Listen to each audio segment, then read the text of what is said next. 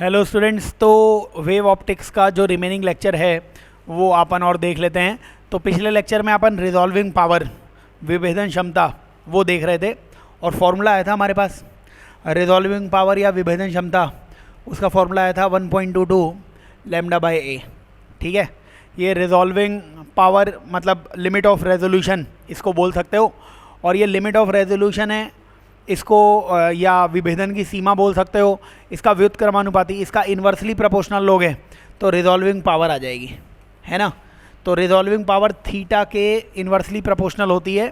आप जितने कम से कम थीटा देख सकते हो मतलब रिजॉल्विंग पावर उतनी ही क्या हो जाएगी, ज़्यादा से ज़्यादा। और रिजॉल्विंग पावर का मतलब क्या होता है, पास पास दो पॉइंट्स हैं, इनको भी अगर आप अलग अलग देख सकते हो तो इसका मतलब है रिजॉल्विंग पावर आपकी क्या है, विभेदन क्षमता आपकी क्या है, बहुत ज़्यादा। तो ये फॉर्मूले बताए थे। ये वाला फॉर्मूला ह्यूमन आई के लिए भी लगा सकते हो, और ये वाला फॉर्मूला किसके लिए लगा सकते हो, टेलीस्कोप के लिए भी लगा सकते हो। माइक्रोस्कोप के लिए अगर ये फॉर्मूला लगाओगे तो उसमें थोड़ा सा चेंज हो जाएगा, वो अपन देख लेंगे। तो इस फॉर्मूले को लगा के एक आध सवाल देख लो आप।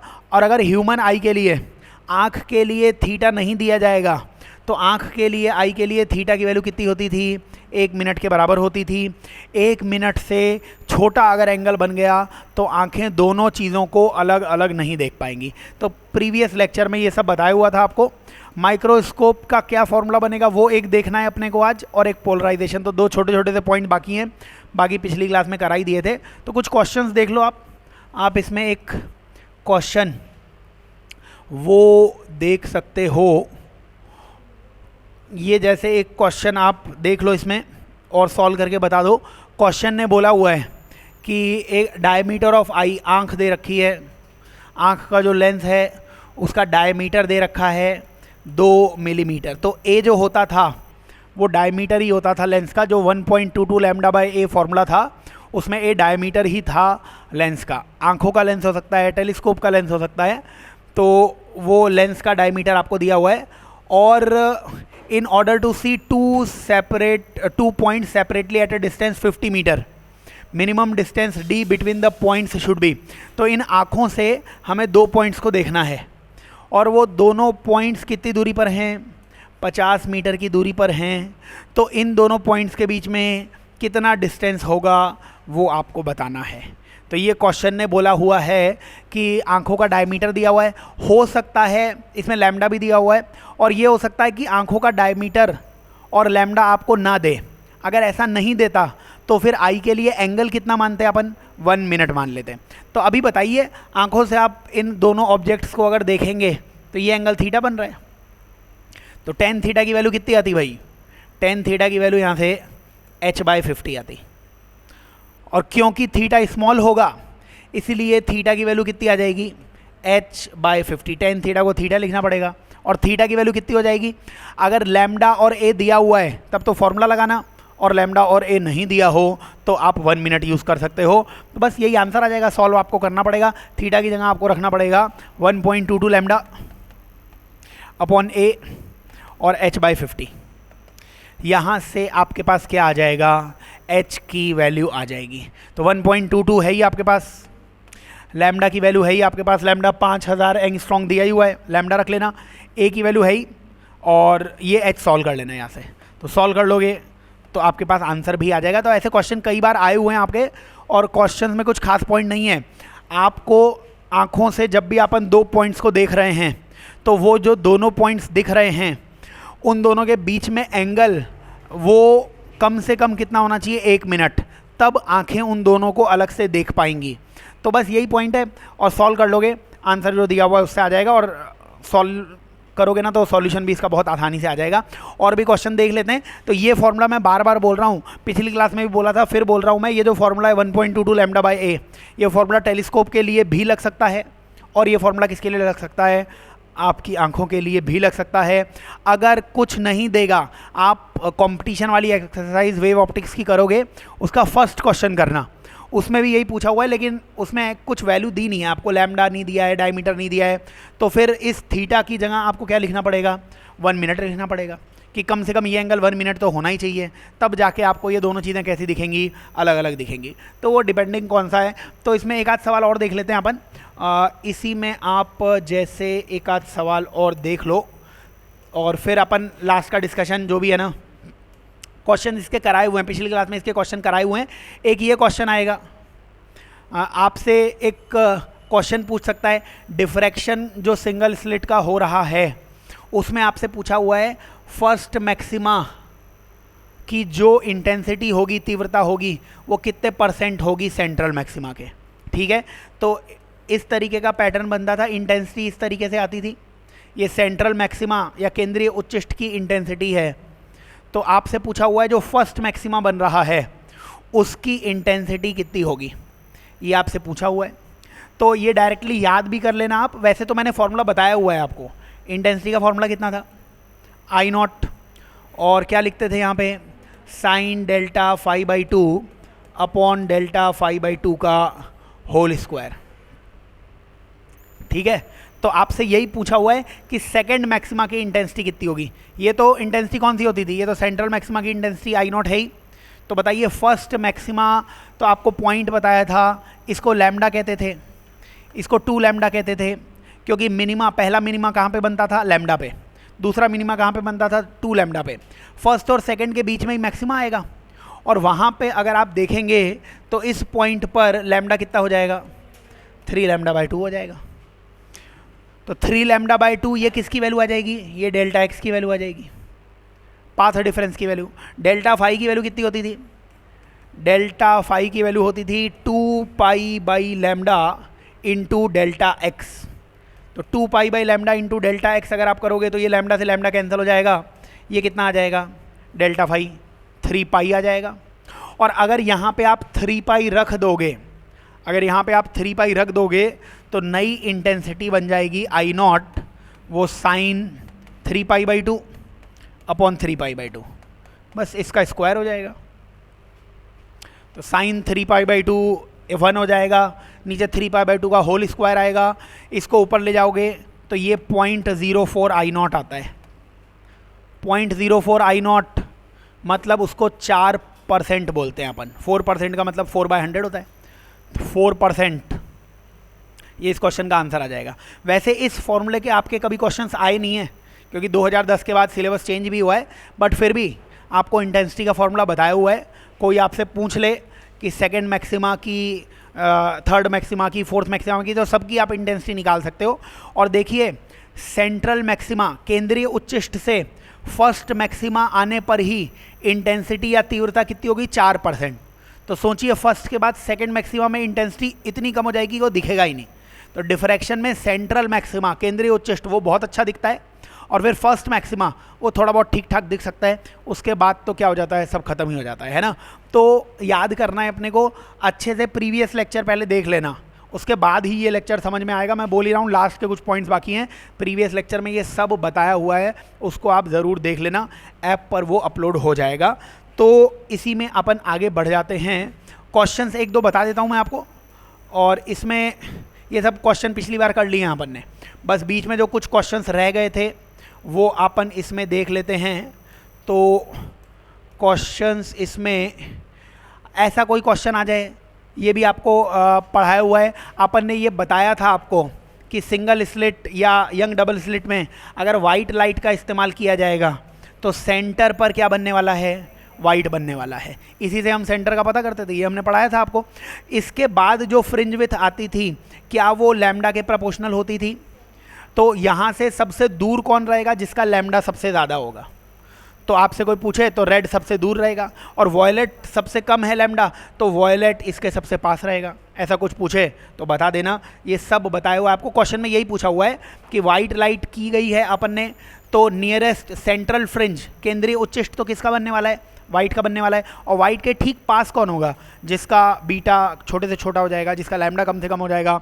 लैम्डा कम से कम वॉयलेट का होता है, तो वॉयलेट आ जाएगा। आर रेड का लैम्डा तो क्या होता है, मैक्सिमम होता था। तो इसलिए बहुत सिंपल से क्वेश्चन है, बस 1-2 क्वेश्चन आप देख लो, कन्फ्यूजन नहीं होना चाहिए, ठीक है। तो ये क्वेश्चन नंबर 16, और ये सब आपके पैकेज से ही लिए हुए हैं सवाल, आपके पैकेज में हैं ये सारे सवाल, तो आप करेंगे उस समय ये वीडियो देख लेना, आपको दिख जाएगा जो समझाया जा रहा है वो भी समझ में आ जाएगा। इसी में एक दो सवाल और मैं बता देता हूँ ताकि आपको क्लियरिटी थोड़ी फॉर्मूलेस की हो जाए। अच्छा, आपको ये भी YDSC में ये भी बताया हुआ है, ये लास्ट क्लास ये सब पढ़ा दिया है। YDSC में बताइए, हम जब किसी एक के आगे, किसी एक स्लिट के आगे स्लैब लाते थे तो फ्रिंजेस की क्या हो जाती थी, शिफ्टिंग हो जाती थी। और वो फ्रिंज किधर शिफ्ट होते थे, जिधर स्लैब लाओगे उधर ही शिफ्ट होते थे। फ्रिंज की शिफ्टिंग ज़रूर होती थी, लेकिन फ्रिंज विथ, फ्रिंज की चौड़ाई बीटा हमेशा क्या रहता था, सेम ही रहता था। बस केवल शिफ्टिंग होती है इसको लाने से। यहाँ पे अगर ये नहीं होता तो यहाँ पे डेल्टा एक्स कितना होता, 0 होता। लेकिन स्लैब आने से अब सेंटर पे डेल्टा एक्स कितना होगा, 0 नहीं होगा, वो होगा म्यू माइनस 1t। तो केवल शिफ्टिंग होती है, लेकिन फ्रिंज चौड़ाई या फ्रिंज विथ सेम रहती है, तो इसीलिए फ्रिंज विथ पहले और बाद में सेम ही रहेगी। तो ये सब सिंपल सिंपल से पॉइंट्स हैं, कराए गए हैं, पढ़ाए गए हैं, बट आप देख लेना। फ्रिंज विथ लैम्डा डी/डी होता था, उसमें कुछ बदला ही नहीं है। लैम्डा डी/डी में कहाँ बदल रहा है, कुछ बदल ही नहीं रहा है, तो इसलिए सेम ही रहेगा। ये मैं बोल रहा हूँ ना, सारे क्वेश्चन आपके पैकेज में आप सॉल्व करेंगे तो दिखेंगे। मैं एक दो पॉइंट्स आपको और बताने के लिए सवाल बता रहा हूँ बस, उसके बाद इसका डिस्कशन कर लेते हैं अपन। तो इसमें 18th 19th, हाँ, क्योंकि अपन resolving power, limit of resolution मतलब विभेदन की क्षमता और विभेदन क्षमता वो पढ़ रहे थे। तो फिर से बता दूं, क्लास की स्टार्टिंग में भी बताया था कि थीटा जो होता है, लिमिट ऑफ रेजोल्यूशन या विभेदन की सीमा, इसका फॉर्मूला कितना बताया है, 1.22 λ/a। इसका डेरिवेशन कोर्स में नहीं है, ये बताया हुआ है आपको। एयर डिस्क बनती है, वो बताया था आपको। और ये फॉर्मूला आई के लिए भी लगेगा, बार बार बोल रहा हूँ मैं, ये फॉर्मूला टेलीस्कोप के लिए भी लगेगा। माइक्रोस्कोप के लिए ये फॉर्मूला अगर लगाओगे तो थोड़ा सा चेंज होगा, वो पढ़ाना बाकी है, वो मैं बता दूंगा आपको, ठीक है। जब ये फॉर्मूला अगर लैम्डा और ए दिया हुआ है, ए क्या है, डायमीटर है, आंखों की लेंस का डायमीटर, या टेलीस्कोप में जो ऑब्जेक्टिव है उसका डायमीटर, है ना। और प्रीवियस लेक्चर अपलोड हो जाएगा, वो जरूर देखना ताकि समझ में आ जाए क्या क्या बोला जा रहा है। और अगर आंखों के लिए थीटा नहीं दिया होगा तो आंखों के लिए थीटा 1 मिनट होता है, कि 1 मिनट, आपको ऑप्टिक्स में भी बताया था मैंने कि 1 मिनट से बड़ा एंगल होगा तब तो चीज़ें अलग अलग दिखेंगी, और 1 मिनट से छोटा एंगल है तो आंखों को लगेगा एक ही तारा है वो। अब जैसे ये सवाल दिया हुआ है, ये सवाल आपकी कॉम्पिटिशन एक्सरसाइज का फर्स्ट सवाल दिखेगा आपको। कॉम्पिटिशन एक्सरसाइज आप वेव ऑप्टिक्स की करोगे, उसका पहला क्वेश्चन ही है। तो यहाँ पे पैरेलल पिलर्स दिए हुए हैं, 2 बिंदु दिए हुए हैं, 2 खंबे दिए हुए हैं, और 11 किलोमीटर दूर हैं किसी ऑब्जर्वर से। तो ये सब हटा देता हूँ जो मैंने समझाया हुआ है, जगह मिल जाए सॉल्व करने के लिए। तो अपन ने यहाँ पे 2 खंबे दिए हुए हैं सवाल ने, और 11 किलोमीटर ऑब्जर्वर से कितनी दूरी पर हैं, 11 किलोमीटर दूरी पर है ऑब्जर्वर से। तो इन दोनों के बीच की मिनिमम डिस्टेंस कितनी होगी, इन दोनों के बीच की कम से कम दूरी कितनी होगी कि ये दोनों चीज़ें अलग अलग दिखें। तो दोनों अलग अलग दिखना चाहिए। इसका मतलब जो थीटा है, अगर यहाँ पे पहले तुम फॉर्मूला लगाओ, tan थीटा की वैल्यू h/11 किलोमीटर दिख रही है, ये एंगल थीटा होता। tan थीटा की वैल्यू कितनी हो जाएगी, h/11, 11 किलोमीटर मतलब 11 × 10⁻³ समझ में आना चाहिए। ये एंगल बहुत छोटा आने वाला है, क्योंकि तुम 10⁻³ से डिवाइड करोगे ना तो ऊपर जाके 10⁻³ मिली में हो जाएगा। बिकॉज एंगल बहुत छोटा है इसलिए tan थीटा को थीटा लिख सकते हो। थीटा की वैल्यू हो जाएगी h/11 × 10⁻³। अब 2 सवाल बन सकते हैं यहाँ पे ऐसे, या तो मैं यहाँ पे लैम्डा और ए दे देता कि आंखों में जो लाइट जा रही है उसका लैम्डा 5000 के लगभग है, आंखों का जो लेंस है उसका ए, उसका डायमीटर कितना है, तब तो फिर थीटा तुम्हें कितना लिखना पड़ता, 1.22 λ/a। और नहीं दिया हुआ है तो कम से कम ये एंगल 1 मिनट से बड़ा होगा, तब जाके ये दोनों खंबे अपने को अलग अलग दिखेंगे। तो 1 मिनट को कन्वर्ट करना पड़ेगा अपने को 1 डिग्री में 60 मिनट, 1 डिग्री में 60 मिनट, तो 1 मिनट में 1/60 डिग्री, 1 मिनट में 1/60 डिग्री। लेकिन एंगल की यूनिट होती है रेडियन, SI यूनिट, इसलिए इसको रेडियन में कन्वर्ट करना पड़ेगा। रेडियन और डिग्री में कन्वर्ट करना है, अगर डिग्री में कन्वर्ट करना है तो ऊपर 180 डिग्री अपॉन पाई, और रेडियन में कन्वर्ट करना है तो ऊपर π/180। तो ये 1/60 तो था ही, यहाँ पे 1/60 इंटू π/180, भैया ये आपका आंसर आ जाएगा। इसको किसके बराबर किया हुआ है, h/11 × 10⁻³। यहाँ से तुम h निकाल सकते हो। ये सब क्वेश्चन इसके इसलिए नहीं होते क्योंकि समझ में नहीं आता है, और आपको पिछली क्लास में भी हिंदी में पढ़ाया हुआ है, अभी भी हिंदी में पढ़ा रहे हैं। अगर ठीक से सुनोगे बातें तो हो जाएंगे ये सारे सवाल। आँख जो देख सकती है, हो सकता है आँख दो तारे हों उनको ना देख पा रही हो, इसलिए हम टेलीस्कोप का इस्तेमाल करते हैं। टेलीस्कोप छोटा प्रतिबिंब, छोटी इमेज ही बनाता है लेकिन अलग अलग बना देता है, इसलिए टेलीस्कोप का इस्तेमाल करते हैं। और आँख 1 मिनट से बड़ा एंगल होगा तब तो अलग अलग देखेगी तारों को या चीज़ों को, और अगर 1 मिनट से छोटा एंगल आंखों पे बन रहा होगा तो आंखों को ऐसा लगेगा कि वो दोनों पॉइंट, वो दोनों वस्तुएं कहाँ पर हैं, एक ही हैं, वो अलग अलग हैं ही नहीं। और आप अगर छोटे से छोटे एंगल को भी अलग अलग देख पा रहे हो, इसका मतलब विभेदन क्षमता, रिजॉल्विंग पावर आपकी आंखों की बहुत ज़्यादा है। थीटा जितना कम भी आप देख पा रहे हो तो रिजॉल्विंग पावर उसके क्या होनी चाहिए, विभेदन क्षमता उसके क्या होनी चाहिए, इन्वर्सली प्रोपोर्शनल। ये सब पिछली क्लास में लिखवाया हुआ है, तो बस इसे सॉल्व कर लेना, आंसर आ जाएगा आपके पास। तो कहने का मतलब यही है, क्वेश्चन कोई भी ऐसे सवाल और भी आए हुए हैं आपकी कॉम्पिटिशन एक्सरसाइज में दिखेंगे। ये ऐसा प्रोफाइल के सवाल है, उस तरीके के सवाल हैं जो बहुत सारे आते हैं। ऐसे बोलेगा कि चंद्रमा से कोई व्यक्ति चंद्रमा पर चला गया, वो 2 घरों को देख रहा है पृथ्वी पर, दूरी दे देगा आपको, लैम्डा दे देगा आपको, तो यही सवाल बनेगा। वहाँ पे भी 2 घरों को देख रहा है तो h/d आ जाएगा tan थीटा, और थीटा की वैल्यू वही 1.22 λ/a आ जाएगी। आंखों के लिए, टेलीस्कोप के लिए, दोनों के लिए यही काम करेगी। तो सवाल इसमें कर सकते हो, कॉम्पिटिशन एक्सरसाइज में दिखेंगे आपको सवाल, तो वो क्वेश्चन आप ज़रूर इसमें कर लेना। अभी अपन क्या करते हैं, इसमें ये जो रेजोल्यूशन चल रहा है अपना, विभेदन क्षमता चल रही है, इसमें माइक्रोस्कोप की बात और कर लेते हैं बस। तो माइक्रोस्कोप की बात और कर लेते हैं, माइक्रोस्कोप की बात और कर लीजिए। तो याद करना है, बार बार मैं बोल रहा हूँ, आपकी प्यारी आँखों के लिए और टेलीस्कोप के लिए थीटा का फॉर्मूला कितना है, 1.22 λ/a। कोई बोले ये क्या है थीटा, बोलना ये सबसे छोटा एंगल है जिससे आप दोनों को क्या देख सकते हो, अलग अलग देख सकते हो। नहीं दिया हो तो आँखों के लिए वो क्या हो जाएगा, 1 मिनट हो जाएगा, और टेलीस्कोप के लिए आएगा ही। ए क्या है, डायमीटर है, व्यास है लेंस का, आँखों के लेंस का या टेलीस्कोप के लेंस का, टेलीस्कोप के कौन से लेंस का, ऑब्जेक्टिव का जो लेंस है उसका डायमीटर। तो पिछली क्लास में ये बताया हुआ है, वो लेक्चर आप ज़रूर देख लेना। माइक्रोस्कोप पास की चीज़ों के लिए काम में आता है, तो माइक्रोस्कोप के लिए भी फॉर्मूला तो यही है, थोड़ा सा इसे चेंज कर लेंगे। जैसे ये कोई लेंस है, ठीक है, और यहाँ पे एक ऑब्जेक्ट रखा हुआ है, ये दूरी u होती थी शायद, ये दूरी u होती थी। इस लेंस का डायमीटर, व्यास a है, तो ये कितना हो जाएगा, a/2 हो जाएगा। तो इस एंगल को मैं कुछ देर के लिए अल्फ़ा मान लेता हूँ भाई, और ये एंगल अगर अल्फ़ा है तो tan अल्फ़ा की वैल्यू कितनी हो जाएगी, a/2u। क्योंकि माइक्रोस्कोप में चीज़ें बहुत पास होंगी, इसीलिए चाहे tan अल्फ़ा लिखो चाहे sin अल्फ़ा लिखो, कोई फ़र्क पड़ने वाला नहीं है। tan alpha sin alpha, alpha छोटा ही होगा, ये आपको वैल्यू समझ में आनी चाहिए, ठीक है। इसके बाद आप इसी में माइक्रोस्कोप के लिए ही ये बताइए, ये अपने पास कोई लेंस था और यहाँ पर एक ऑब्जेक्ट रखा हुआ था, इस तरीके से ऑब्जेक्ट रखा हुआ था, तो इसकी इमेज, इसका प्रतिबिंब इधर कहीं बन जाता, और वो इमेज या प्रतिबिंब बनता ना, वो आपको मैंने बताया था, ऐसा नहीं है कि ये एक पॉइंट बनने वाला है, डिफ्रैक्शन होने वाला है यहाँ पे, है ना। और अगर यहाँ पर अपन ऑब्जेक्ट रखते, ऑब्जेक्ट 2, तो फिर वही इसका मैग्नीफिकेशन, इसका आवर्धन कुछ होता, तो इसकी इमेज नीचे बनती, वो ऐसे कुछ बताई गई है, इसकी इमेज इधर बन जाती I2।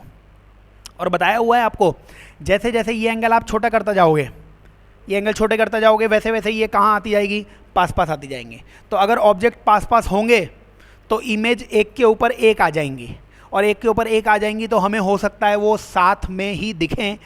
ऑब्जेक्ट तो अलग अलग थे, वस्तुएं तो अलग अलग थी, बट हमें दिख रही होंगी एक के ऊपर एक।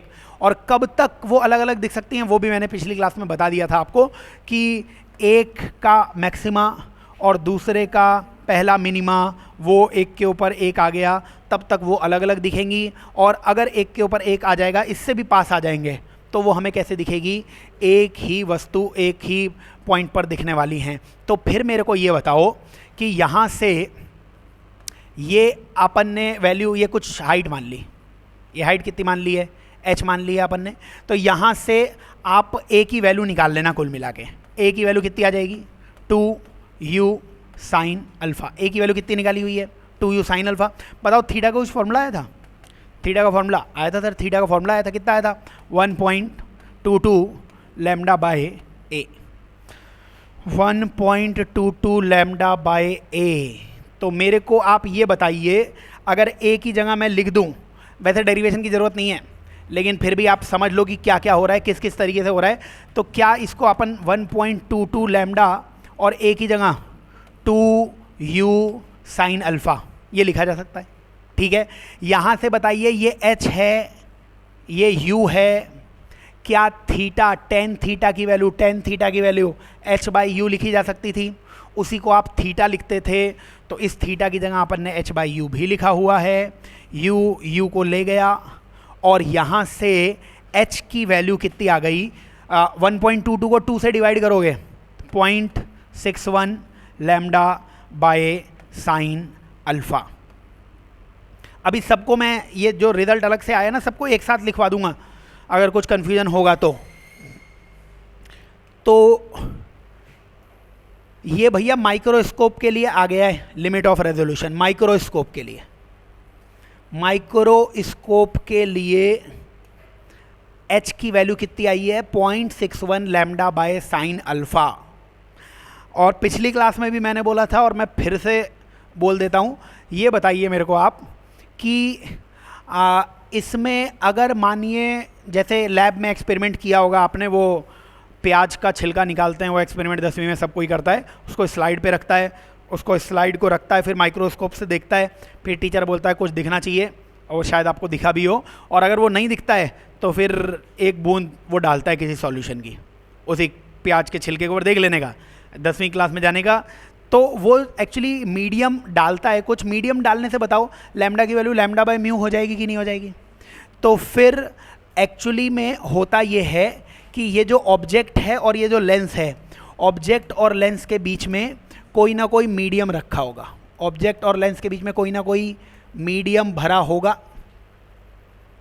म्यू का, और मीडियम अगर भर देगा तो सारी बुक्स में आपको फॉर्मूला h का दिखेगा 0.61 लैम्डा बाय, लैम्डा की जगह लैम्डा बाय म्यू हो जाएगा शायद, ये कितना हो जाएगा? 0.61 lambda by mu sine alpha. ये h का फॉर्मूला आया है। और अब मैं शुद्ध हिंदी में अभी चीज़ें लिखवा दूंगा कि ये एक फॉर्मूला है और एक फॉर्मूला थीटा का आया है। थीटा का फॉर्मूला कितना आया था? 1.22 लैम्डा बाय ए। थीटा और h का मतलब तो समझते हो ना, ये तो एंगुलर है, ये तो कोणीय है। तो ये लिमिट ऑफ रेजोल्यूशन जो यहाँ से आएगी, विभेदन की सीमा जो आएगी, ये कोणीय या एंगुलर है, एंगुलर एंगल की टर्म्स में। तो आँख में और टेलीस्कोप में आपको हमेशा आंसर मिलेगा एंगल में, और माइक्रोस्कोप के लिए आपको रेखीय या लीनियर रेजोल्यूशन पावर वो मिलने वाली है। लीनियर कि दो ऑब्जेक्ट्स के बीच में कितनी डिस्टेंस हो कि माइक्रोस्कोप से देखने पर वो हमें अलग अलग दिखें, ये रहा उसका आंसर। और टेलीस्कोप और आँख से कितना एंगल हो कि वो अलग अलग दिखे, ये रहा आंसर। निकाला वैसे एक से ही है, डेरिवेशन की ज़रूरत नहीं है, बट आप ये फॉर्मूलेज प्लीज़ याद करने वाले हैं, ठीक है? तो याद करना है अपने को। कोई भी क्वेश्चन आपसे बोले वो इसी तरीके से आप सॉल्व कर लेना, तो रिजॉल्विंग पावर बढ़ जाएगी, है ना? रिजॉल्विंग पावर आपको बताई हुई थी। रिजॉल्विंग पावर इन h और थीटा के क्या होने वाली है? इन्वर्सली प्रोपोर्शनल होने वाली है। समझ रहे हो क्या? इन्वर्सली प्रोपोर्शनल क्यों, वो भी आपको बताया था। थीटा जितना कम से कम होगा, आप उससे छोटे से छोटी वैल्यू को भी अलग अलग देख पा रहे हो, इसका मतलब आपकी आंखें बहुत ही ज़्यादा पावरफुल हैं, इसका मतलब आपकी विभेदन क्षमता क्या है? ज़्यादा है। इसीलिए जब इनका रेसिप्रोकल करोगे म्यू ऊपर आ जाएगा, और म्यू ऊपर आने से रिजॉल्विंग पावर माइक्रोस्कोप की क्या हो गई? बढ़ गई। तो पहले स्लाइड पर केवल कांच का वो प्याज का छिलका रखा, उसको देखा तो वो हो सकता है ना दिखे, लेकिन जब उसमें सैफरॉन होता है शायद, या जो भी लिक्विड डालते होंगे वो लैब वालों से पूछ लेना आप, जो भी लिक्विड उसमें डालेगा उस लिक्विड से क्या होगा? रिजॉल्विंग पावर उसकी क्या होने वाली है? विभेदन क्षमता उसकी क्या होने वाली है? बढ़ने वाली है। तो उससे आपको और अलग अलग चीज़ें दिख सकती हैं, ठीक है? तो याद रखना है अपने को कि फॉर्मूला दोनों के लिए वैसे निकाला ये उसी से है, 1.22 लैम्डा बाय ए से, बट आपसे अलग अलग पूछे तो ज़रूर बता देना। ज़रूर सवाल आता है वेव ऑप्टिक्स का, एक या तो डिफ्रैक्शन का और या फिर ये रिजॉल्विंग पावर है ना, विभेदन क्षमता और लिमिट ऑफ रेजोल्यूशन थीटा। और याद रखना थीटा और रिजॉल्विंग पावर व्युत्क्रमानुपाती है, थीटा जितना छोटा इसका मतलब विभेदन क्षमता, रिजॉल्विंग पावर उतनी ज़्यादा, छोटे से छोटे थीटा को भी आप अलग अलग देख पा रहे हो, मतलब आपकी आंखों की, टेलीस्कोप की रिजॉल्विंग पावर, विभेदन क्षमता ज़्यादा हो चुकी है। तो यही इसके क्वेश्चन है, वैल्यूज़ दी जाएगी। और मैंने बोला ना, इसका ये फॉर्मूले याद कर लो और इसका एक ही तरीके का मेन सवाल बनेगा। और वो सवाल क्या बनेगा, आपसे पूछेंगे हम कि भैया दो ऑब्जेक्ट्स को हमें अलग अलग देखना है, दो बिंदुओं को हमें अलग अलग देखना है, तो बस कुछ नहीं, दोनों बिंदुओं की कुछ हाइट मान लेना, कुछ डिस्टेंस आपको दी जाएगी, वहाँ से tan थीटा आ जाएगा। ये थीटा हमेशा स्मॉल रहेगा, तो थीटा की वैल्यू टेलीस्कोप माइक्रोस्कोप के लिए 1.22 लैम्डा बाई ए या 1 मिनट। माइक्रोस्कोप के लिए डायरेक्टली फॉर्मूला है, आपसे पूछ लेगा भैया क्या क्या वैल्यूज़ हैं, देख लेना आप। तो रिजॉल्विंग पावर मतलब विभेदन क्षमता और विभेदन की सीमा, लिमिट ऑफ रेजोल्यूशन, वो सब पिछली क्लास और इस क्लास में डिटेल में बता दिया है। आप आराम से धीरे धीरे बार बार वीडियो को देखो, समझ में आ जाएगा। अब इस चैप्टर में एक लास्ट पॉइंट और बाकी रह जाता है, जिसको हम बोलते हैं पोलराइजेशन या ध्रुवण कहते हैं। पोलराइजेशन या ध्रुवण, पोलराइजेशन या ध्रुवण, और इसके भी पिछले 7-8 सालों में 2-3 बार सवाल आए हुए हैं, छोड़ के कुछ भी नहीं जाना है और देखना किस किस तरीके से पॉइंट्स बताए जा रहे हैं। तो इसमें एक तो आपको पहले भी लिखवाया हुआ है, इंटरफेरेंस और डिफ्रैक्शन, व्यतिकरण और विवर्तन, कौन सी तरंगों के द्वारा दर्शाया जाता है, कौन सी वेव्स के द्वारा दर्शाया जाता है, ऑल वेव्स, सारी तरंगे, कोई भी वेव हो, इंटरफेरेंस, डिफ्रैक्शन, व्यतिकरण, विवर्तन, हर कोई दर्शाता है। लेकिन पोलराइजेशन ये कल लिखवा दिया, या ध्रुवण, ये केवल कौन सी वेव्स, ट्रांसवर्स वेव्स या अनुप्रस्थ तरंगों के द्वारा ही दर्शाया जाएगा। तो अनुप्रस्थ तरंगे पोलराइजेशन शो करेंगी। अब इसमें मैंने ना आपको जब लाइट की हिस्ट्री लिखवा रहा था, मैं 5 थ्योरी लिखवाई थी शुरुआत में, उसमें मैक्सवेल की थ्योरी भी आई थी और उसमें मैंने बताया था कि मैक्सवेल ने बोला कि इलेक्ट्रोमैग्नेटिक वेव है, लाइट विद्युत चुंबकीय तरंगे हैं, उसमें इलेक्ट्रिक फील्ड मैग्नेटिक फील्ड दोनों होगा, लेकिन ज़्यादा प्रभावी, ज़्यादा डोमिनेट कौन करेगा, इलेक्ट्रिक फील्ड, ऐसा लिखवाया भी था। वो लिखवाने के पीछे कारण ये है कि अपनी आँखें जो होती हैं वो इलेक्ट्रिक फील्ड वेक्टर को सेंस करती हैं। आपका retina electric field magnetic field दोनों है लाइट में, लेकिन आँख किसको सेंस करेगा, किसको महसूस करेगा, इलेक्ट्रिक फील्ड वेक्टर को, विद्युत क्षेत्र वेक्टर को, इसीलिए उसे लाइट वेक्टर भी कह देते हैं अपन, कि अपने काम का कौन सा है, इलेक्ट्रिक फील्ड वेक्टर है। तो इसमें आपसे 2 चीज़ें पूछेगा। एक तो पहले मैं चित्र बना देता हूँ, जैसे मान लीजिए ये इलेक्ट्रिक फील्ड हुआ, ये ई इलेक्ट्रिक फील्ड हुआ, ये बी मैग्नेटिक फील्ड हुआ, और ईएम वेव की नेक्स्ट क्लास में वो ख़त्म कर देंगे, ईएम वेव भी अपन, उसमें भी ये बताऊँगा। ई क्रॉस बी की डायरेक्शन निकालोगे तो ये वेलोसिटी या वेग की डायरेक्शन आ जाएगी, यही सी की डायरेक्शन है, यही लाइट के प्रोपगेशन या प्रकाश के चलने की दिशा है। ठीक है, ये ईएम वेव ऐसी होती है, इलेक्ट्रोमैग्नेटिक वेव ऐसी होती है, जिसके बारे में ज़रूर पढ़ा जाएगा। तो ये ईएम वेव है। अब पोलराइज्ड और अनपोलराइज्ड का क्या मतलब है? पोलराइज्ड का मतलब ये होगा, अपनी आंखें केवल इलेक्ट्रिक फील्ड को महसूस कर रही है ना, तो इसलिए आपको केवल, अगर इलेक्ट्रिक फील्ड हमेशा सी के परपेंडिकुलर होगा, वो बात तो ठीक है, बी भी क्या होगा, सी के परपेंडिकुलर या लंबवत होगा।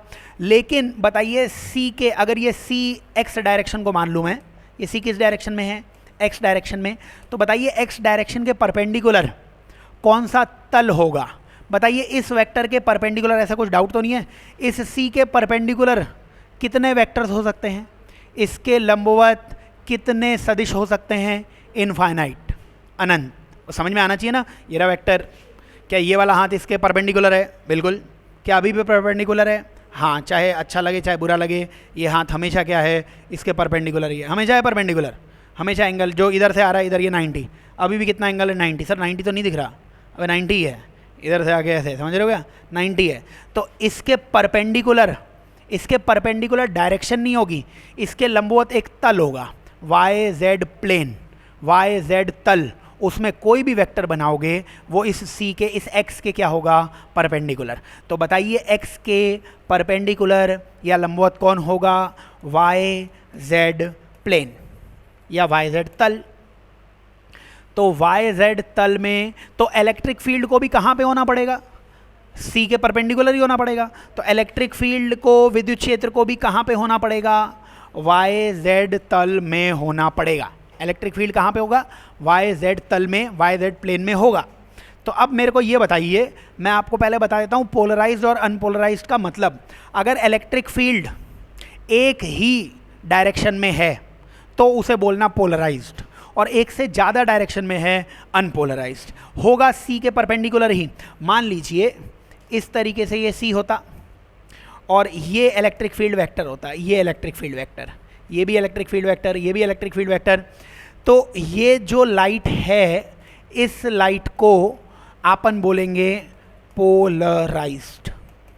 ये पोलराइज्ड क्यों है, ये ध्रुवित क्यों है, क्योंकि ई हमेशा एक ही डायरेक्शन में है। लेकिन अगर मान लीजिए इसमें मैंने ये सी माना होता और ई इस तरीके से भी होता, ई ऐसे दिया हुआ है और ये डॉट बना दिया, डॉट, डॉट का मतलब ई ऐसे अंदर बाहर कैसे भी मान लो, वाइब्रेशन होगा ना उसका, तो अंदर बाहर ऐसे जा रहा है। यहाँ पे भी ई ऐसे भी है, ये परपेंडिकुलर ही तो है सी के, ये भी है, ये ई परपेंडिकुलर ही तो है सी के। तो यहाँ पे ई जो कंपन है, जो वाइब्रेशन है ई, वो इस डायरेक्शन में भी है और इस डायरेक्शन में भी है। तो ये एक से ज़्यादा डायरेक्शन हो गई। तो इसको क्या कहना है, अनपोलराइज्ड लाइट, अनपोलराइज्ड या अध्रुवित। ये ध्रुवित तरंग हो जाएगी, वो अध्रुवित हो जाएगी, अनपोलराइज्ड लाइट हो जाएगी। तो ये तो अपने को बेसिकली समझ में आना चाहिए। और अपने को पोलराइजेशन में दो तरीके समझने हैं जिससे आप किसको किस में बदलने वाले हो, अनपोलराइज्ड को किस में बदलने वाले हो, पोलराइज्ड में बदलने वाले हो। ठीक है, तो ये समझना है अपने को। तो पहले तो समझ में आना चाहिए अनपोलराइज्ड का मतलब क्या है। इलेक्ट्रिक फील्ड वो सी के परपेंडिकुलर तो होगा, लेकिन सी के परपेंडिकुलर केवल एक ही डायरेक्शन में होता तो पोलराइज्ड, एक से ज़्यादा में होने लग गया अनपोलराइज्ड हो जाएगा। अब इसमें अपने को सबसे पहले अपन देख लेते हैं, इसमें आप फर्स्ट मेथड लिख लो। किस चीज़ का फर्स्ट मेथड, अनपोलराइज्ड को पोलराइज्ड में बदलने का पहला मेथड, और वो है bye reflection. Bye reflection, reflection से आप पोलराइज्ड को अनपोलराइज्ड में बदल सकते हो। कैसे, तो ये सब ऑब्जर्वेशन है, एक्सपेरिमेंट किया गया है, प्रयोग किया गया है। तो इसमें क्या हुआ, ये एक सरफेस थी, ये एक सतह थी, और सबसे पहले किसी भी एंगल पर ये प्रकाश आ गया। थीटा क्या है, कोई भी एंगल, थीटा क्या है, कोई भी एंगल या एनी एंगल। ठीक है, तो ये देखा गया अगर किसी भी एंगल पर लाइट आएगी तो लाइट का रिफ्लेक्शन भी होगा, रिफ्रैक्शन भी होगा। ये क्या हो जाएगा, रिफ्लेक्शन हो जाएगा, और ये क्या हो जाएगा, रिफ्रैक्शन हो जाएगा। याद रखना है, अगर किसी भी एंगल पर लाइट आएगी तो रिफ्लेक्शन और रिफ्रैक्शन के बाद ये आंशिक रूप से ध्रुवित हो जाएगी। उसको मैं लिखूंगा पार्शियली पोलराइज्ड। ये भी क्या हो जाएगी, पार्शियली पोलराइज्ड, या उसको क्या लिखेंगे, आंशिक रूप से ध्रुवित। आंशिक रूप से ध्रुवित का मतलब, पार्शियली पोलराइज्ड का मतलब ये है कि इसमें इलेक्ट्रिक फील्ड वेक्टर, अब यहाँ पे जो लाइट आ रही थी इसमें इलेक्ट्रिक फील्ड या विद्युत क्षेत्र, क्योंकि अनपोलराइज्ड थी तो इसमें इलेक्ट्रिक फील्ड कैसे कैसे थे, दोनों तरफ थे, ऐसे भी थे और इस तरफ से भी थे। लेकिन टकराने के बाद कुछ जगह पे इलेक्ट्रिक फील्ड केवल ऐसा रह जाएगा और कुछ जगह पे इलेक्ट्रिक फील्ड ऐसा रह जाएगा। तो इसको हम क्या कह देंगे, आंशिक रूप से ध्रुवण, पार्शियली पोलराइज। इसमें भी ये हो जाएगा, ऐसे कुछ जगह ऐसे रह जाएगा इलेक्ट्रिक फील्ड, कुछ जगह ऐसे रह जाएगा। तो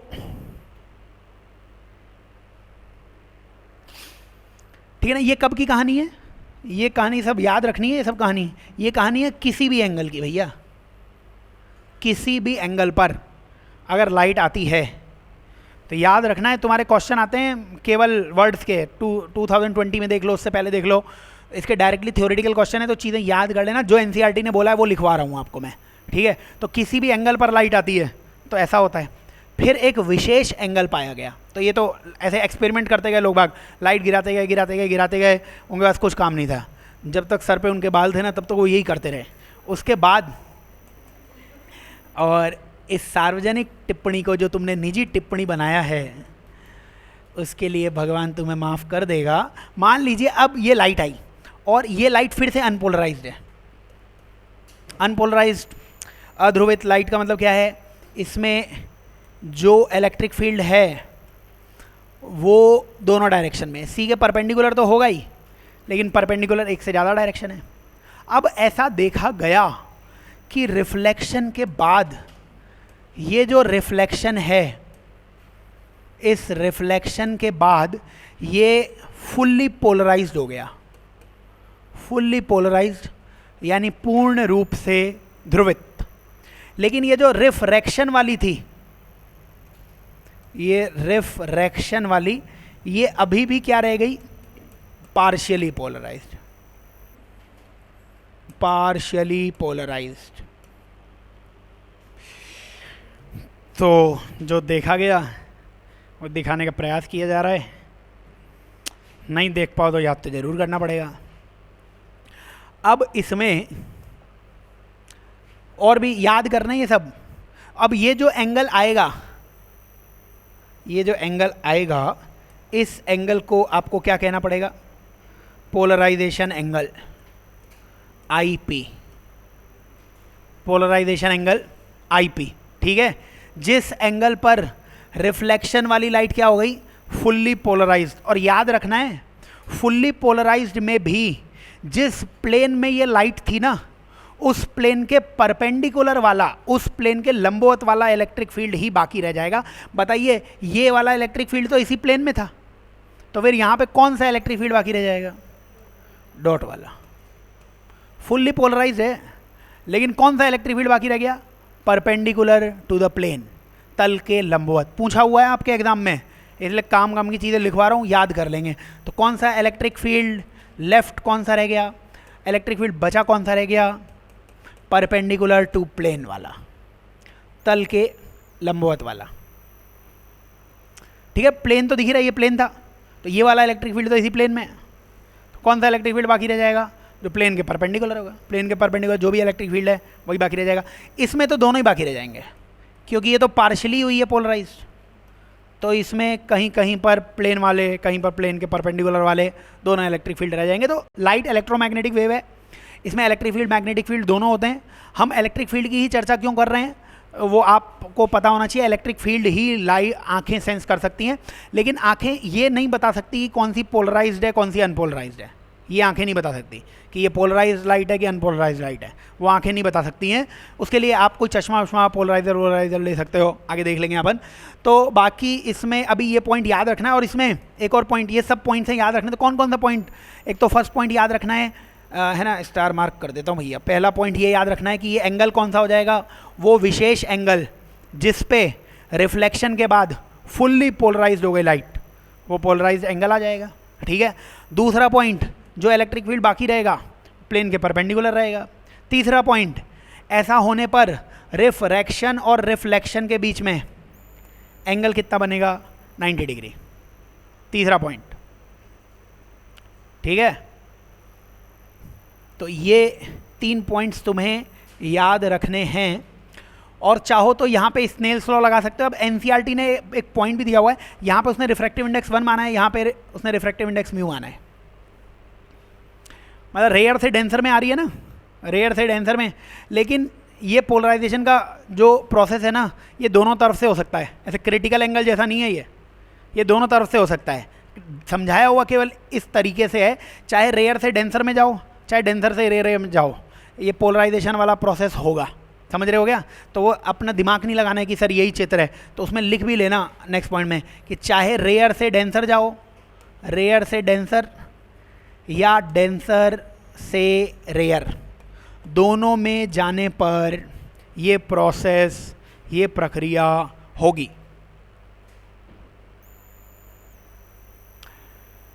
ये प्रोसेस, ये प्रक्रिया होगी, ठीक है। और बहुत सारा फिर ज्ञान ले सकते हो इसमें। एंगल वेंगल में तो ज़रूरत नहीं है, फिर भी ये एंगल कितना होगा भाई? ये एंगल कितना हो जाएगा? ये एंगल आई पी हो जाएगा, रिफ्लेक्शन हो रहा है। ये एंगल कितना हो जाएगा? ये एंगल कितना हो जाएगा? 90 माइनस आई पी हो जाएगा, क्योंकि टोटल तो 180 करना है ना, 90 माइनस आई पी हो जाएगा। मन ही मन स्नेल्स लॉ लगा दो, मन ही मन।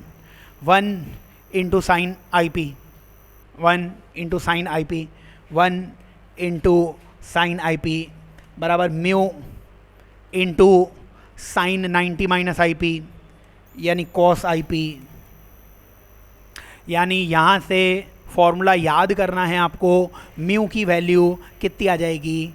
tan I P tan theta P के बराबर। ठीक है, यही ब्रिविस्टर एंगल या पोलराइजेशन एंगल वो आप बोल सकते हो इसी आई पी को। तो फॉर्मूला याद रखना है, म्यू की वैल्यू, म्यू किसके बराबर हो जाएगा? tan आई पी के बराबर। कुछ नहीं दिया होगा, जैसे नीट 2020 का सवाल है, उसने डायरेक्टली पूछ लिया कि पोलराइजेशन हो रहा है, तो आप ये मानेंगे कि 1 से म्यू में ही जा रहे हैं आप। समझ रहे हो क्या? उसमें अगर नेतागिरी करेगा तो करने दो नेतागिरी, और 90 डिग्री तो होगी, फिर आप बता दो तो स्नेल्स लॉ कुछ और लगा देंगे, कुछ और निकाल लेंगे आंसर। लेकिन कुछ नहीं बोला होगा तो यही मानना है, क्योंकि एनसीईआरटी ने समझाया ही यही है। पेपर भी एनटी है, एनसीईआरटी पे बेसिस मान रहा है, तो सारे आंसर एनसीईआरटी के अकॉर्डिंग देंगे अपन। कुछ नहीं बोलोगे किसी क्वेश्चन में तो मैं मानूंगा कहाँ से कहाँ आ रहे हो, 1 से म्यू, वरना तो म्यू रिलेटिव भी आने लग जाएगा यहाँ पे। समझ रहे हो क्या? वो म्यू 1 म्यू 2 भी आने लग जाएगा। कुछ नहीं बोला हुआ है तो मानेंगे, एक तरफ 1 एक तरफ क्या है? म्यू है, और 1 से म्यू जा रहे हैं। म्यू से 1 जाने पर भी प्रोसेस होगा, कोई पूछे तो हो रहा होगा, बिल्कुल होगा, लेकिन क्रिटिकल एंगल ऐसा नहीं होता होगा। क्रिटिकल एंगल तो केवल डेंसर से रेयर जाने पर ही होता है। TIR कब होगा? डेंसर से रेयर पे जाओगे, रेयर में नॉर्मल से दूर चली जाएगी, और बहुत ज़्यादा दूर चलेगी तो वापस भी आ सकती है ना। तो वो प्रोसेस क्रिटिकल एंगल वाला TIR वाला वो कब है? डेंसर से रेयर में। लेकिन ये पोलराइजेशन दोनों में हो सकता है, रेयर से डेंसर जाओ, डेंसर से रेयर जाओ, कैसे भी लाइट आए, हो जाएगा। क्या क्या हो जाएगा याद करना है पॉइंट। किसी भी एंगल पे आओगे तो ये दोनों रेज कैसी होंगी? आंशिक रूप से ध्रुवित, पार्शियली पोलराइज। एक ऐसा एंगल मिलेगा जिस पे रिफ्लेक्शन वाली फुल्ली पोलराइज्ड हो गई, उसमें भी इलेक्ट्रिक फील्ड कौन सा बाकी रह गया? प्लेन के परपेंडिकुलर वाला। तो समझ जाना भाई, ये ब्रिविस्टर एंगल की बात कर रहा है, ये म्यू बराबर tan आई पी की बात कर रहा है उस वक्त। और उस वक्त ये जो भी पॉइंट्स लिखे हुए हैं कौन से बाकी रह जाएंगे वो सब देख ही लेना आप। इसमें 2020 का सवाल कर ही लेते हैं ताकि कुछ कन्फ्यूजन ना रहे। नीट 2020 में 2 पेपर हुए थे, उसमें जो वो वाला पेपर था, पहला जो पेपर था 13 सितंबर वाला, उसमें ये पूछा हुआ था, ऐसे दिया हुआ था, उसमें कुछ लिखा हुआ नहीं था, उसमें केवल ये लिखा हुआ था कि ब्रिविस्टर एंगल होगा 45 से कम, 45 से ज़्यादा, 90 से ज़्यादा, 180 से कम, ऐसे कुछ ऑप्शन दिए हुए थे। ठीक है, कुछ नहीं बोला हुआ, कुछ नहीं बोला हुआ। इसका मतलब मानना है अपने को। क्या मानने का? इसलिए अपने को चित्र वित्र बनाने की जरूरत नहीं है, मानना ये है अपने को कि यहाँ 1 होगा, यहाँ म्यू होगा। कुछ नहीं बोलेगा तो यही मानेंगे अपन। तो बताओ फिर म्यू की वैल्यू कितनी आ जाएगी? tan I P.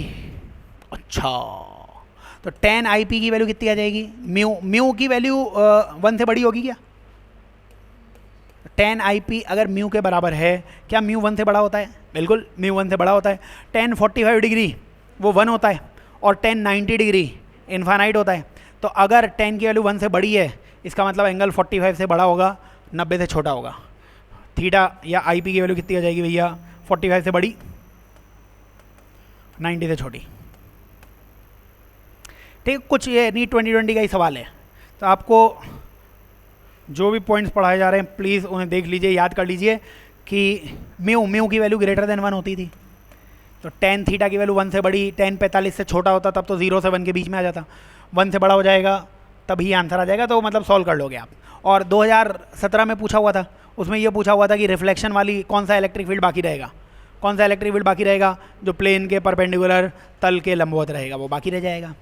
चलिए, तो ये तो था पहला तरीका, और इसमें कर लो सवाल, कर लो, ऐसी क्या बात है, कर लो सवाल करोगे ना तो क्या करोगे? इसमें ऐसा बोला गया है, ये बोला गया है कि 60 डिग्री पर आने पर, ये 60 डिग्री दिया हुआ है और क्वेश्चन ने बोला हुआ है 60 डिग्री पर, इंग्लिश हिंदी सब में ऐसे ले लेना, 60 डिग्री पर रिफ्लेक्टेड लाइट फुल्ली पोलराइज्ड हो जाती है। फुल्ली पोलराइज्ड क्वेश्चन ने बोला हुआ है 60 डिग्री पर जो परावर्तित किरणें होंगी वो क्या हो जाती हैं, पूर्ण रूप से ध्रुवित हो जाती हैं, फुल्ली पोलराइज हो जाती हैं। तो आपसे क्वेश्चन ने पूछा हुआ है, क्या पूछ सकता है क्वेश्चन? क्वेश्चन पूछेगा IP, Brewster angle, polarisation angle 60 degree हो जाएगा। कितना हो जाएगा? 60 डिग्री हो जाएगा। समझ रहे हो क्या? 60 डिग्री हो जाएगा। दूसरा आपसे म्यू पूछ सकता है कोई, म्यू की वैल्यू कितनी आ जाएगी? म्यू की वैल्यू आ सकती है, म्यू की वैल्यू तो सेकंड क्वेश्चन में, ये फर्स्ट क्वेश्चन है आईपी, म्यू की वैल्यू पूछी हुई है, तो म्यू की जगह कितना आ जाएगा? 10 IP tan 60, जो कितना होता था, √3 हो जाता था। इसी में आपसे दूसरे मीडियम का थीटा सी पूछ लेगा, क्रिटिकल एंगल पूछ लेगा। क्रिटिकल एंगल पूछ लिया, क्रिटिकल एंगल साइन थीटा सी 1/μ होता था क्या? उससे भी आंसर आ जाएगा। म्यू की वैल्यू कितनी आ जाएगी? 1/√3। तो थीटा सी कितना आ जाएगा? Sine inverse 1/√3। क्रिटिकल एंगल पूछ लेगा। तो बहुत सिंपल क्वेश्चंस बनेंगे, प्लीज़ इनको देख लीजिए और कुछ डाउट नहीं होना चाहिए। पोलराइजेशन थियोरेटिकल पॉइंट है, याद कर लेना, जो भी एंगल पूछेगा उससे आंसर आ जाएगा। तो पोलराइजेशन करने का एक तरीका तो ये रहा, और दूसरा तरीका पोलराइजेशन करने का होता है जिसमें हम थोड़ी सी मैथ्स भी लगा लेंगे। तो ये फर्स्ट मेथड था, एक आप लिखिए second method, using polariser. Polariser actually कुछ ऐसे आपके पास मटेरियल्स होते हैं जिनमें से, जिनकी नेचुरल मतलब भगवान ने उनमें ये शक्ति दे रखी है। जैसे तुममें भी कुछ शक्ति दी है भगवान ने, बस तुम्हें पहचाननी पड़ेगी वो शक्ति।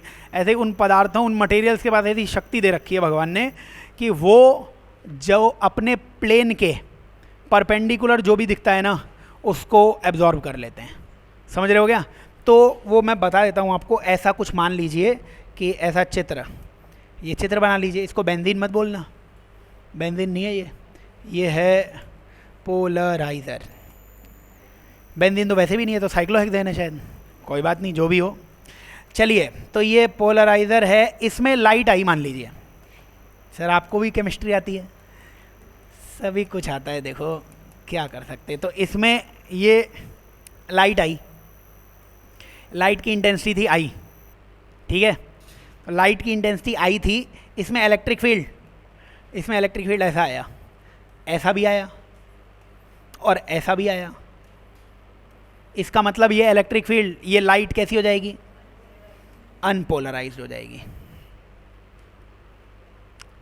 ठीक है? और मान लीजिए ये इसकी एक्सिस होती, ये इसकी होती पासिंग एक्सिस, ये होती पासिंग एक्सिस।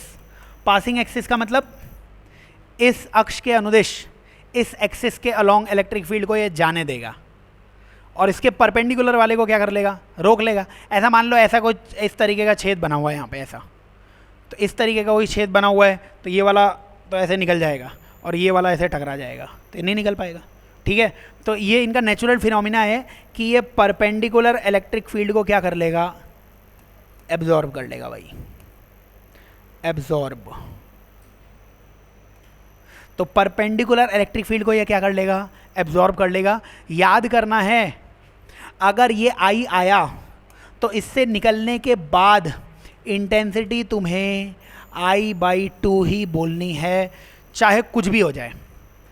इलेक्ट्रिक फील्ड की आधी एनर्जी को ये क्या कर गया? एब्जॉर्ब कर गया, अब आधी ही बाकी रह गई। तो याद करना है, पोलराइजर से गुजरने के बाद पहले इंटेंसिटी आई थी, बाद में इंटेंसिटी कितनी रह जाएगी? I/2 रह जाएगी। याद करना है अपने को। लेकिन इसके आगे मान लीजिए, ये तो क्या है, डायरेक्टली 90 डिग्री था ना, इसीलिए 90 वाले को एब्जॉर्ब कर लिया, तो एक ही बाकी रह गया, तो आधी हो गई। लेकिन ज़रूरी नहीं है कि ये 90 डिग्री पर ही हो सकता है ये किसी और एंगल पे होता। तो मान लेते हैं अपन, वो भी देख लेते हैं। मान लीजिए इसको अपन ने बना दिया होता ऐसे, ऐसे मतलब थोड़ा लेटा दिया होता, इसे आराम कर ले भाई, ऐसे लेट गया ये, ऐसे ये लेट गया, मतलब पहले ये एक्सिस ऐसे थी, अब ये एक्सिस को कितना झुका दिया, थीटा एंगल से झुका दिया। तो इसके रेस्पेक्ट में कितना एंगल झुका हुआ है ये थीटा। इसकी पासिंग एक्सेस क्या वर्टिकल थी, ऊर्ध्वाधर थी, ये ऊर्ध्वाधर से कितना घुमा हुआ है, ये वर्टिकल से कितना झुका दिया है थीटा, इसको थीटा झुकाया हुआ है। ठीक है, तो अब ये बताइए यहाँ पर अगर इसकी मैं यहाँ पे एम्पलीट्यूड इसका ए मानता, एम्पलीट्यूड इसका ए मानता मैं, तो इसमें क्या है, ये इलेक्ट्रिक फील्ड वेक्टर तो ऐसे ही आ गया, ऐसे ही आ गया, ऐसे ही आ गया, तो ये एम्पलीट्यूड ऐसे आया है ए, तो ए का इधर कंपोनेंट वो आएगा ए कॉस थीटा। कौन सा इलेक्ट्रिक फील्ड गुजरा, ये वाला इलेक्ट्रिक फील्ड ऐसे बाहर गुजर गया, ये इलेक्ट्रिक फील्ड इधर है, उसका एम्पलीट्यूड ए था, ए का इधर कंपोनेंट इधर घटक कितना आ जाएगा, ए कॉस थीटा, और इधर आ जाएगा ए साइन थीटा। लेकिन पोलराइजर लंबवत या परपेंडिकुलर को इसको क्या कर लेगा, ये एब्जॉर्ब कर लेगा, अवशोषित कर लेगा। तो बाकी क्या रह जाएगा, बाकी रह जाएगा ए कॉस थीटा, ए कॉस थीटा बाकी रह जाएगा। तो इंटेंसिटी कितनी बाकी रह जाएगी, इसका स्क्वायर करना पड़ेगा। इंटेंसिटी या तीव्रता कितनी बाकी रह जाएगी, ए स्क्वायर। ए स्क्वायर को अपन क्या बोल सकते हैं, इनिशियल इंटेंसिटी कह सकते हैं, प्रारंभिक तीव्रता कह सकते हो। तो फिर आई का फॉर्मूला बन जाएगा आई नॉट कॉस स्क्वायर थीटा, आई बराबर आई नॉट कॉस स्क्वायर थीटा।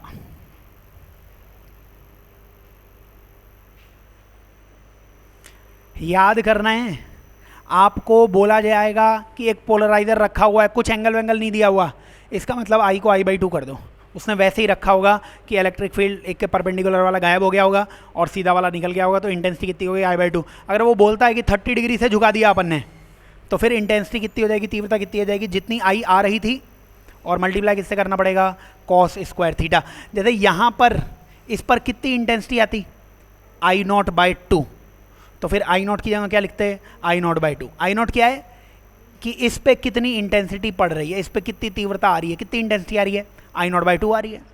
हो सकता है यहाँ से गुजरने, यहाँ पे हो सकता है I0/2 देता मैं, तो यहाँ I0/4 आ जाता। तो इस पे कितनी पड़ती, I0/4। बाहर कितनी निकलती वो तो निकालना पड़ता सर, I0/4 कॉस स्क्वायर, 30 60 जो भी आपने दिया होगा उस हिसाब से आ जाएगा। तो याद रखना है अपने को, इससे आपके क्वेश्चंस बन सकते हैं और आपके एग्जाम में एक आध सवाल भी आया हुआ है, तो वो भी अपन बता देते हैं। तो याद रखना है कि पहला पोलराइजर रखा हुआ है, कुछ नहीं बोला हुआ है, तो इंटेंसिटी सीधे हाफ कर देना। जितने भी इलेक्ट्रिक फील्ड होंगे ना, उसमें से केवल आधे को ही जाने देगा, ऐसा मान लो आप, आधे को जाने देगा I/2। किसी एंगल वेंगल पे नेतागिरी करा रहा है, इसका मतलब वो चाहता है कि आप फॉर्मूला लगाओ आई बराबर I0 कॉस स्क्वायर थीटा, उससे आ जाएगा आंसर।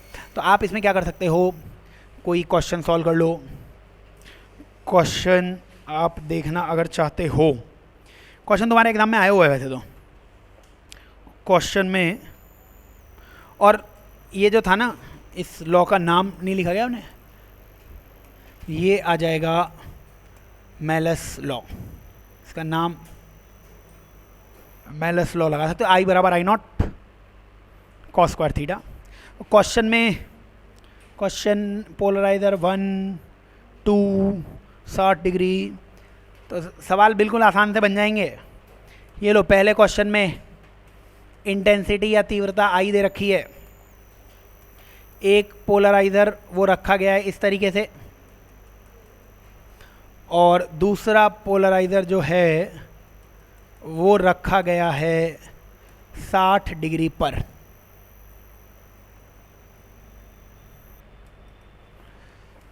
अंतिम तीव्रता, फाइनल इंटेंसिटी बतानी है आपको, अंतिम तीव्रता फाइनल इंटेंसिटी वो आपको बतानी है। तो ये आपको आंसर आ जाएगा, बोलो ये आई है, तो इधर कितना हो जाएगा, I0/2 हो गया।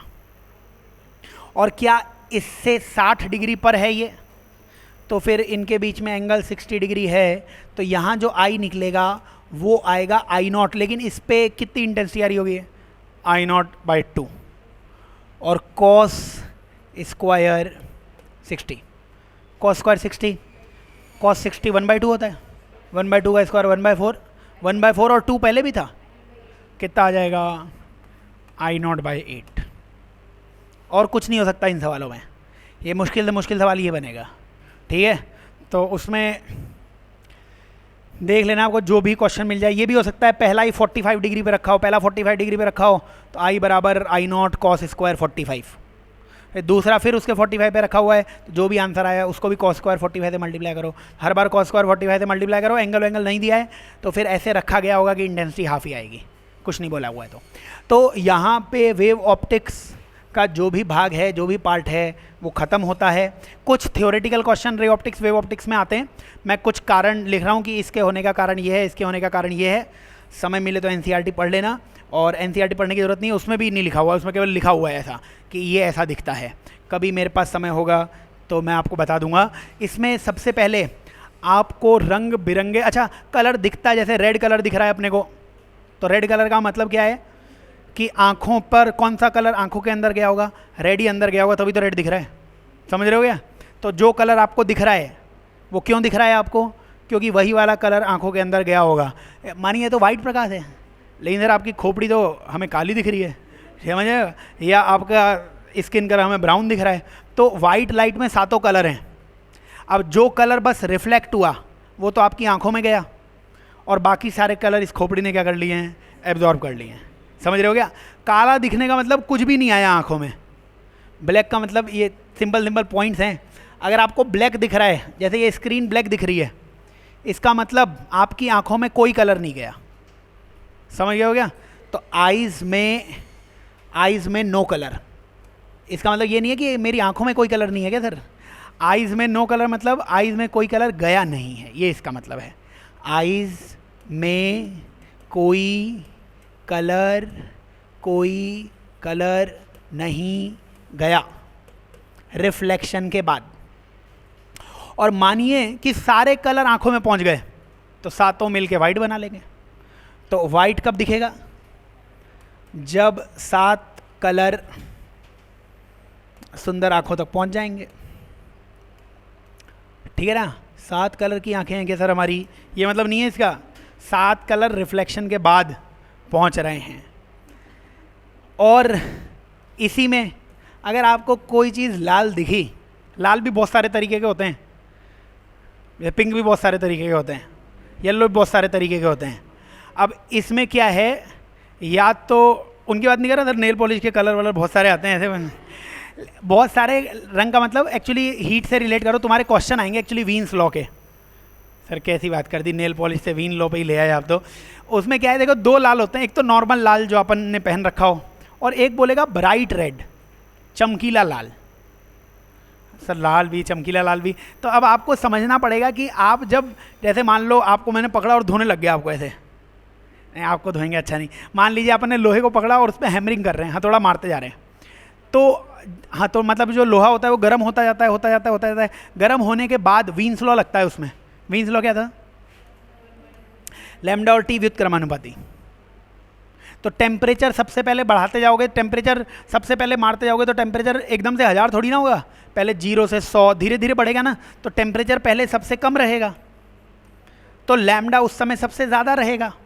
इसीलिए सबसे पहले लोहे को हैमरिंग कर रहे हो, हथौड़ा मार रहे हो, सबसे पहले वो कैसा दिखेगा, लाल दिखेगा, लाल ही दिखता है। आप लोहे को मारोगे ना तो लाल लोहा हो जाएगा, उसको लाल नहीं कहेंगे, उसको ब्राइट रेड कह देंगे, चमकीला लाल, ताकि समझ में आए वो टेम्परेचर के कारण आया है। फिर जैसे ही उसे पानी में डाल दोगे, वो उसी रेड हॉट होने पे बहुत ही ऐसा हो जाता है, इलास्टिसिटी उसकी बढ़ जाती है, उसे किसी भी शेप में कर दो, फिर पानी में डालते हैं तो फिर वो वापस से वैसा ही हो जाता है जैसा उसका नेचुरल कलर होता है, ठीक है। तो टेम्परेचर के कारण कोई कलर पूछ ले तो भाई ऐसे शब्द देख लेना आप।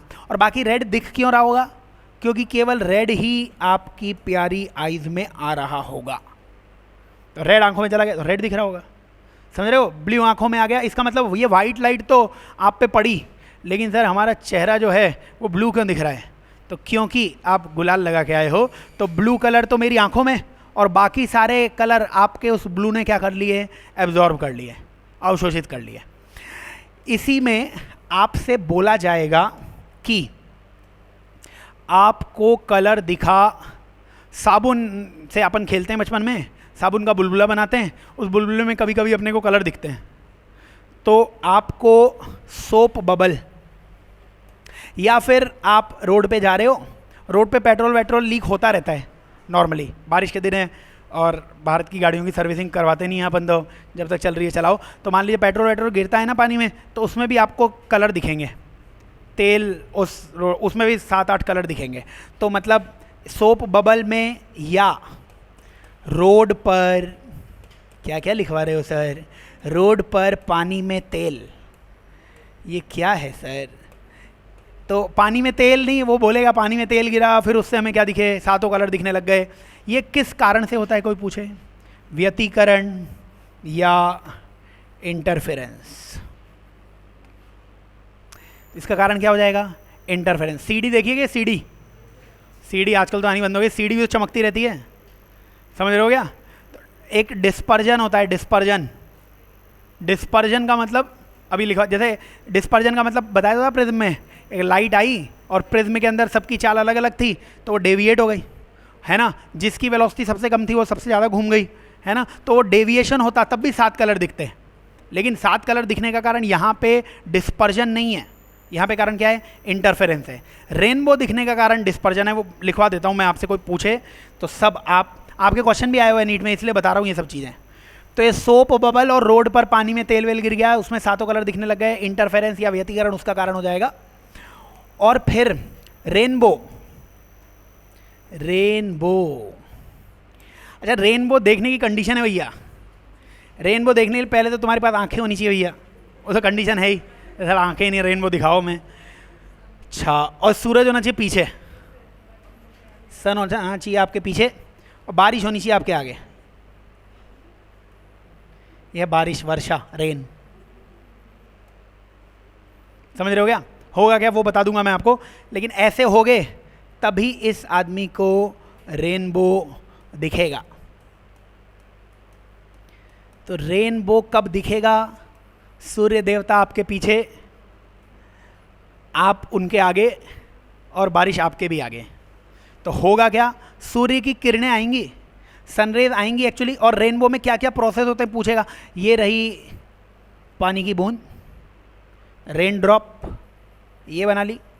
इसमें जो सनरेज आएंगी, ठीक है, सबसे पहले कौन कौन से इसमें प्रोसेस होंगे? सबसे पहले होगा रिफ्रैक्शन।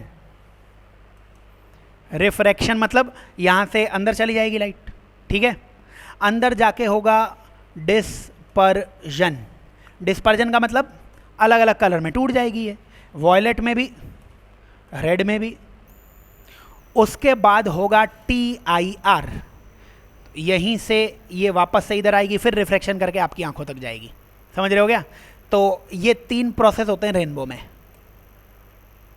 आपने कभी ऑब्जर्व नहीं किया होगा, आप वैसे किस्मत भी नहीं होगी आपकी ऐसी, मतलब किस्मत तो अच्छी होगी, लेकिन ऐसा नहीं आप हवाई जहाज़ में जा रहे हो तब रेनबो देखोगे ना, तो उसका शेप कुछ और होएगा, ज़मीन से देखोगे तब उसका शेप कुछ और होएगा, ठीक है, क्योंकि वो निर्भर करेगा कौन सा एंगल बन रहा होगा, बट उतना डिटेल में अपने है नहीं। तो अपन इसलिए केवल ये रेनबो के लिए कुछ खास सिंपल पॉइंट्स हैं कि सूरज आपके पीछे, रेन ड्रॉप्स आगे, और क्या क्या हो रहा होगा, क्यों कलर दिख रहे होंगे, ये आ जाएगा। उसके बाद आखिरी में सर हमें ये बादल ब्लू क्यों दिखाई पड़ते हैं? ये मतलब स्काई देखा तो वो ब्लू दिखाई पड़े और बादल तो वाइट दिखाई पड़ते हैं, ऐसे ही होता है? नहीं सर, हमारे बादल तो ऑरेंज, तो वो सब भी हो जाएगा। तो एक होता है स्कैटरिंग, ये सब 9th की फिजिक्स में बताते हैं, 9th की फिजिक्स में बताते हैं। बेट आपसे पूछा जाएगा तो बता देना भैया किसका क्या कारण है, क्यों कैसा दिख रहा है। स्कैटरिंग का मतलब छितराने को कहते हैं अपन, बिखेरने को कहते हैं अपन, स्प्लिटिंग ऑफ लाइट को कहते हैं अपन, है ना, बिखेरने को कहते हैं। तो स्प्लिटिंग वो कारण है जिससे आपको जो स्काई है वो तो दिखेगा नीला, और जो क्लाउड्स हैं वो दिखेंगे वाइट, स्कैटरिंग के कारण।